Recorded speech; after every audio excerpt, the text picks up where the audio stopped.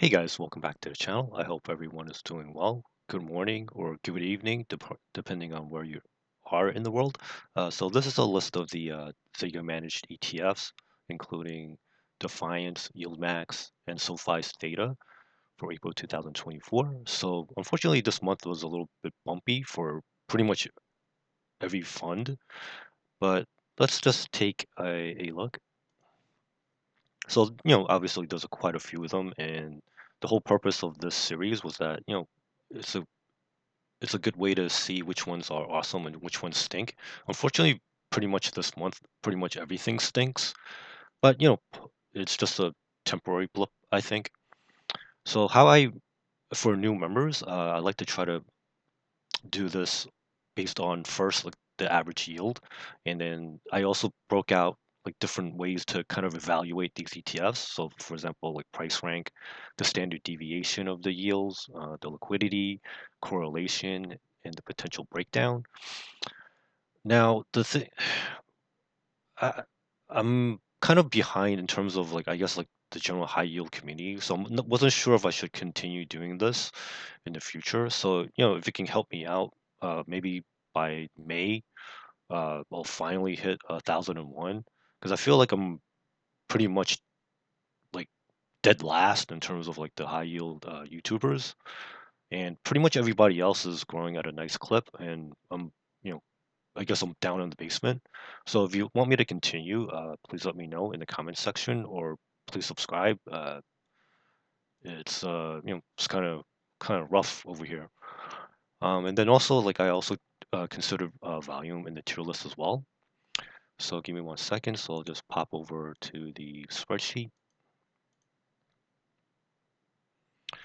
So this is based off of information that was available as of April 16th. I didn't want to wait until like the April 17th information to come in, because sometimes recently like Defiance's data has been like kind of all over the place in terms of when they update. So I'm trying to do my best to keep everything updated. So as you can see, like the YieldMax is probably the one where you might be able to find some discounts here and there, but it's still not that much. So as you can see, I compare like the net asset value versus like the close. So like for example, the CONY, like you're getting like saving like 7 cents, but 100 shares. Well, it depends on how much you're buying. So that could add up like over like the months, especially if you're dollar cost averaging. And then I try to do the same thing over for Defiance. And it's kind of surprising. Pretty much there's no discounts. And even for triple QY, like it's only a penny, so it's not that great. And then in terms of like assets under management, so triple QY is pretty much like the king right now. But it's good to see like SPYT. Like in the past, like you could barely see it, but now you're starting to see a little bit come in. So hopefully the trend like eventually this will kind of equalize itself out. But you just never know with people. And then also the same thing for like the YieldMax products like assets under management. You'll notice like TSLY has kind of shrunk over time. So it's good to see people are kind of like spreading out a little bit more. Like I would hate to see like NVIDIA kind of get too crowded also, or CONY as well. And then you see like YMAX is kind of like slowly creeping up the list too. Well, MSTY for obvious reasons, because it's pretty much like the only like kind of like the king of the YieldMax ETFs right now. So let's go over to the next tab. So let me see if I can make this a little bit more focused. So I'm gonna maybe do this like try to splice it in two, so that maybe like start from like TSLY all the way to AIYY, and then move it over. So this way I'm gonna like kind of just let you maybe screenshot this. This way you can kind of like evaluate for yourself. So basically, for those of you that are new, so over here now, kind of like near the bottom, like I have like the average of all the like the distributions like paid so far. I've highlighted the kind of like the notable ones, like for example, CONY, like a buck 85. and then like the column below, you see like the standard deviation of like the distribution. So every month, like it could potentially swing like 78 cents. And then like the consistency ratio is just kind of my thing. It's just like I wanted to see kind of like a way to rank like the distributions and the standard deviation. So this way, like the higher the number, the in my opinion, like something that I think that's what most people would like to see. So for example, if you go over the PP, you can see like it's been pretty consistent for most of the months. Like it doesn't swing that much. So like you can kind of expect to see like each month like around 59 cents, but plus or minus 9 cents each month. Now some months might be better, and then some months like this month might be a little bit worse.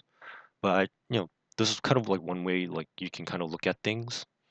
So again, this is not perfect because it depends on what you really want. So like when I do like the tier list, it's basically like the average of the distributions and then maybe like some minor adjustments here and there. And then you'll see in the later tabs like how you could probably adjust the tier list for yourself, depending on what you're looking for. So for example, other people might be looking for like the like a more stable like price in terms of like the ETF. So that might be something for you. But then like for other people, it could be something else. So there's no way for me to kind of know what everybody's like goals are. So I think this is probably like the fairest way to do it for now. And then let me see if I can scroll this over so that we can see MSTY and up to theta. So let me just, sorry about that. Let me just move this over a little bit more. Okay, so hopefully everybody can see this. So MSTY, well, unfortunately, this is just like the first month of distributions. So we'll kind of have to see how this plays out, obviously. And then unfortunately, like Tress and Theta, like they're kind of like near the bottom in terms of like distributions. So I'm hoping over time, like especially during like rough patches, maybe we can see like inflows into probably Tress. Theta, I'm not sure because sometimes like the like in terms of like the consistency, I mean it's not like the greatest, but it's not the worst either. But well, again, we'll just have to see like over time how this plays out. So hopefully everybody had the chance to kind of go through and see, maybe kind of jot down notes on like in terms like uh, which ones that you wanted to see, because like as like time goes on, there's gonna be even more funds. It's gonna be hard to kind of go over each and every single one. So 1 second here, just get into. Let me see, make sure this guy is in frame 2. Okay, so for this month, unfortunately, it looks pretty ugly. So like the price rank basically measures how like for the ETF share price, how close it is to either the 52-week high or the 52-week low. Ideally, you want it to be above 1. Unfortunately, like if you know just like a quick glance, pretty much everybody failed this month. Like I guess like the best one so far in terms of like ETF share price. So for example, like AMZY is 22.93. It's not quite at 52-week highs, but at least it's closer to it. And then it's trading away from like the 52-week lows, which is ideally what you want to see. And then you kind of go down the list and see where your particular ETF holdings are. So unfortunately, even for like something as strong as NVIDIA or CONY, they're kind of like slipping down, but it's not as bad as some of the other guys. So like if I scroll down a little bit more, so unfortunately, like the usual suspects like TSLY and then OARK and then now even like AIYY, it's pretty bad. And surprisingly, even like the like for the like JEPY and QQQY and SPYT, they're actually like you'll notice like the price rank is actually negative just because they're hitting like new 52-week lows. Because like I guess like during rough times like you'll see this happen occasionally. But I wish I had better news, but you can't control like the world politics and all that kind of stuff. Hopefully people uh well I'm pretty much praying for peace at this point. Uh, and then like hopefully the markets will calm back down because it's not. I mean, if you look at it from a technical level, it's not that bad. It just feels worse. I think, especially for something like ULTY, because I had really high hope for this guy, but then like this is dead last in terms of like the price rank, so it was quite unfortunate. But again, this is just 1 month. Hoping that like I still expect like the rest of the year to look a lot better. So let's go down to.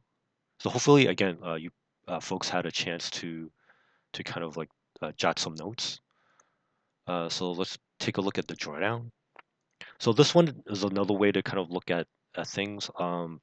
What I try to do here, I try to look at like the potential maximum drawdown, like based off of the price. Again, this is compared to like the 52-week high and 52-week low. So again, this is not set in stone by any stretch. This is just potentially what could happen. Like if you dropped all the way down from like, let's say, you bought it at like 36.96 and it dropped all the way to like 13.92. That's like a 62 drawdown. Now, in terms of like Tesla is a little tricky because remember, like they did a reverse stock split, so that's why like the prices. This is from like the Thinkorswim platform. So they adjusted it for like the reverse stock split. And then also like MSTY, you're thinking, wow, this is potentially bad. But again, this is just the potential. Uh, for example, if you bought, now, I doubt like that many people bought at like $45.90, but it could have happened. So this is something to keep in mind for like the future. I'm not saying this will happen. This is just what could happen. And then you see the same thing for AIYY. So this is like the AIYY one is probably a little bit more realistic because like for example, if you bought like near the highs, I guess at one point like this was also fairly hot. So like for example, if you bought at 21.69, you're probably not too happy because like right now it's trading near like the 52-week lows. So keep in mind like the effects of like potential drawdowns as well, especially like the former high flyers. Now, like for example, NVIDIA, you see like there's a potential for like a 37% drop. And then we're just gonna scroll down a little bit just so everybody can maybe take some notes or just keep aware of like what could happen. And then this is probably where like the things like the kind of like the more boring ETFs could come in handy. Like for example, like SPYT. At least like so far for like the first month, it hasn't had like a potential for like a serious drop. Same thing with YMAX and YMAG. Glad to see like there's these type of funds for some people like if you're more on the nervous side or maybe you're on the older side, these funds could be potentially helpful if you're afraid of like big dramatic drops. But again, there's no way for me to know exactly what everybody wants, so you have to kind of like just use this as a way to gauge like your potential risk and reward. So let's take a look at over to liquidity. Let me just make sure this is in focus. Okay, everything looks okay. So in terms of liquidity, I think probably the only good thing I can say about Tesla is it still has a pretty good volume. So in case you need to exit or maybe you want to take a stab at like try to bottom fish, Tesla could be something for you. Same thing for NVIDIA and CONY, and even ULTY, YMAX, QQQY, etc. Uh, I guess like the more popular funds, it's easier to kind of trade in and out in case if that's your thing. Obviously, again, it's your money. You can feel free to do whatever you want with it. This is just another way to kind of help people. Well, if you want to like trade in and out, like it's probably better to go with like the ones near the top. And then if I scroll near the bottom, so for example, like Trust wouldn't be like great for like overall trading. It might be better for like more risk averse folks. If you want to accumulate. Same thing with like for example like PP. Uh, it's has like one of the higher consistency ratios of like the distributions. So again, depending on what you want, this might be helpful. And then let's take a look finally at the correlations. So at one point, like I had like a nice stack of like triple QY. Unfortunately, recently I stopped out. But I guess in hindsight, it was maybe a good thing. Like otherwise, like I probably would be really annoyed right now. But right now, I'm looking for like a spot to kind of get back into other um, high yield ETFs. So again, like basically what this correlation means is like how well it moves along with triple QY. So ideally, you would like to see things that are either like a negative or actually like kind of like a low number. So for example, surprisingly, like NVIDIA and triple QY, like it has like a low correlation. But again, this is just temporary because like the underlying funds like NVIDIA and triple Q, they have a high correlation. But because of like because these are option-based ETFs, like they have like a funny movement. So even like MRNY, like I would have expected that to have like a higher correlation, but for like at least for this month, it has a lower correlation. And of course, like the Treasury fund, it's actually negatively correlated. So if you want to, let's say when you're building like a set of these ETFs for like a portfolio, ideally you want stuff like that's like either negative or like a low number. So if you if you go down the list, like the higher numbers, you're not getting like the benefit of like any um, diversification. And again, this is kind of like a funny thing. Like the triple QY should be exactly one with triple QY. I guess like think of swim. It's not perfect either. It has sometimes like you get like these funny numbers like 0.96. It should really be one, but anyway, maybe there's like some calculation bug. But everything else looks kind of reasonable. And the surprisingly, SPYT has like a one, which was kind of weird to me. But you know, as with everything, take everything with a grain of salt. Because like sometimes if there's like a glitch, you still want to make sure you're covered. And that, that's the whole point of building a portfolio. So like not any one of these guys can take you out or get you seriously hurt. So hopefully this is helpful. I still think it is, but at the end of the day, it's based on like whatever the YouTube audience or like the high yield community wants. Like if I gotta you know cut my losses on this dashboard, I don't have a choice. But hopefully people find this valuable. So anyway, so this is just again this tier list won't be perfect, especially for this month. Like technically, the only S tier is probably MSTY, at least for this month. And then pretty much like this month, like you might be thinking to yourself, everybody should be like in the F level. But again, this is just based off of like the distribution yield or like the average distribution yield. And because like for example, like OLTY, even though like it has a pretty high like distribution yield, but then like if you look at the share price, you're probably not feeling too good. So obviously, you kind of have to adjust like this tier list based on your own requirements and needs.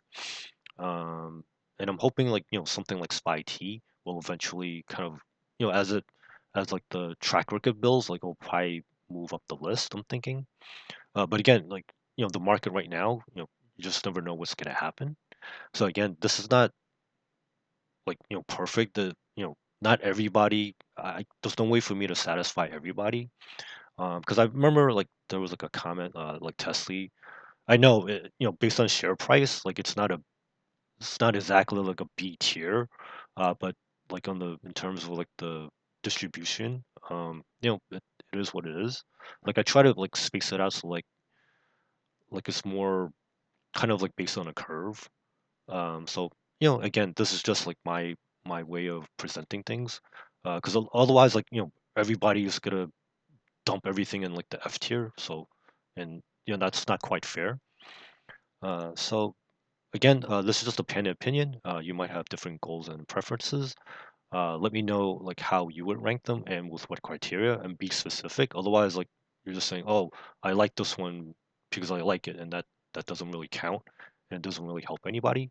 So remember, just like keep stats on your individual ETFs and your portfolio, and try to go from there. Like right now, I'm getting a sense like people are, it's for some people like you might have a low tolerance for pain, but in terms of like rocky markets, this isn't really that bad, uh, because like just think about what happened like in the past, like where you have like a serious like 10% correction, or even like a new potential bear market, like a 20% drop across like everything. So you have to kind of like think about that. And even like 20% in the grand scheme of things isn't like the worst thing that's been experienced. But anyway, I hope you like this type of content. Please subscribe if you can. Um, I'm just gonna let the fate of like the series in the community's hand. So gonna have to, if people don't like this, then I'm gonna have to make some changes.